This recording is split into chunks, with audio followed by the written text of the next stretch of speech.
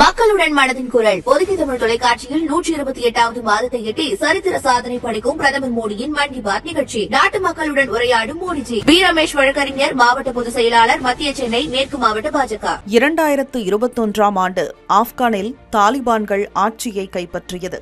அதற்கு முன்பே அந்நாட்டில் புதிய நாடாளுமன்றம், மின் உற்பத்தி நிலையங்கள், சாலைகள், மருத்துவமனைகள், அணைகள் உள்ளிட்ட 500க்கும் மேற்பட்ட உள்கட்டமைப்பு திட்டங்களில் சுமார் $3 பில்லியன் மேல் இந்தியா முதலீடு செய்திருந்தது.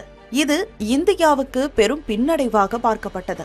இந்த நிலையில் பகல்காம் பயங்கரவாத தாக்குதலுக்கு ஆப்கான் அரசு கடும் கண்டனம் தெரிவித்ததை அடுத்து முத்தகையுடன் மத்திய வெளியுறவுத்துறை அமைச்சர் ஜெய்சங்கர் தொலைபேசியில் பேசினார்.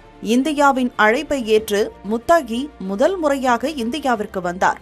பிறகு ஆப்கானிஸ்தான் தலைநகர் காபூலில் உள்ள இந்திய தொழில்நுட்ப மையம் இந்திய தூதரகமாக செயல்படும் என்று அறிவிக்கப்பட்டது. இதற்கிடையே கடந்த மாதம் பாகிஸ்தான் ஆப்கான் எல்லை மோதல்கள் தீவிரமானதை அடுத்து கத்தாரில் நடந்த இரு நாடுகளுக்குமான பேச்சுவார்த்தையில் உடன்பாடு எட்டப்படாத நிலையில் பாகிஸ்தானிடமிருந்து மருந்து பொருட்கள் உள்ளிட்ட பிற பொருட்களை இறக்குமதி செய்ய ஆப்கான் அரசு தடை விதித்தது. தீவிரவாதிகளுக்கு ஆப்கானிஸ்தான் அரசு ஆதரவளித்து வருவதாக குற்றஞ்சாட்டியுள்ள பாகிஸ்தான் எல்லையை மூடியுள்ளது. மேலும் ஆப்கானிஸ்தானுடனான அனைத்து வர்த்தகத்தையும் நிறுத்தியுள்ளது. பாகிஸ்தானின் நடவடிக்கை ஆப்கான் வர்த்தகர்களை மட்டுமல்ல, சந்தைகளையும் சீர்குலைத்து சாதாரண மக்களையும் பாதித்துள்ளதாக ஆப்கான் துணை பிரதமர் முல்லா பரதர் தெரிவித்திருந்தார். மேலும் பாகிஸ்தானிலிருந்து தரமற்ற மருந்துகளை இறக்குமதி செய்வதை நிறுத்திவிட்டு மாற்று வர்த்தக இடங்கள் மற்றும் போக்குவரத்து வழிகளை தேடுமாறு வர்த்தகர்களுக்கு அறிவுறுத்தியிருந்தார். இந்நிலையில் அரசுமுறை பயணமாக இந்தியா வந்த அந்நாட்டின் வர்த்தகத்துறை அமைச்சர் ஹாஜி நூருதீன் அசிசி ஆப்கானிஸ்தானில் இந்திய தனியார் நிறுவனங்கள் அதிகளவில் முதலீடு செய்ய வேண்டும் என கேட்டுக் கொண்டுள்ளார்.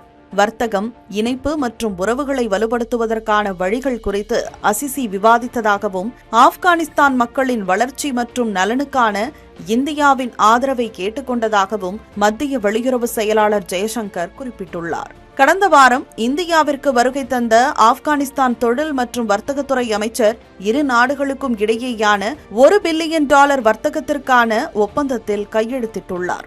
ஆப்கானில் உருவாக்கப்படும் தயாரிப்புகளுக்கான இயந்திரங்கள் மற்றும் மூலப்பொருட்கள் இறக்குமதிக்கு 1% முன்னுரிமை வரியும் முதல் 5 ஆண்டுகளுக்கான முழுமையான வரி விலக்கு அறிவிக்கப்பட்டுள்ளது.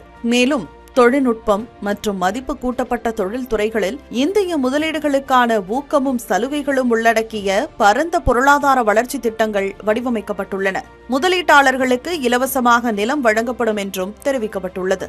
அனைத்து முதலீட்டாளர்களுக்கும் அமைதியான வணிக நட்பு சூழலை ஆப்கான் அரசு உருவாக்கி தரும் என்றும் ஆப்கானிஸ்தான் தொழில்துறை அமைச்சர் அசிசி உறுதியளித்துள்ளார். கூட்டு வர்த்தக சபையை நிறுவவும், தூதரகங்களுக்கிடையே வணிக தொடர்புகளை ஏற்படுத்தவும், வர்த்தகம் மற்றும் முதலீடு குறித்த கூட்டு பணிக்குழுவை புதுப்பிக்கவும் இரு நாடுகளும் முடிவு செய்துள்ளன. காபூல் டெல்லி, காபூல் அமிர்தசரஸ் இடையே நீண்ட காலமாக எதிர்பார்க்கப்பட்ட விமான சரக்கு வழி தடம் செயல்படுத்தப்பட்டுள்ளதாகவும் சரக்கு விமானங்கள் மிக விரைவில் செயல்பட தொடங்கும் என்று மத்திய வெளியுறவுத்துறை அமைச்சகம் தெரிவித்துள்ளது.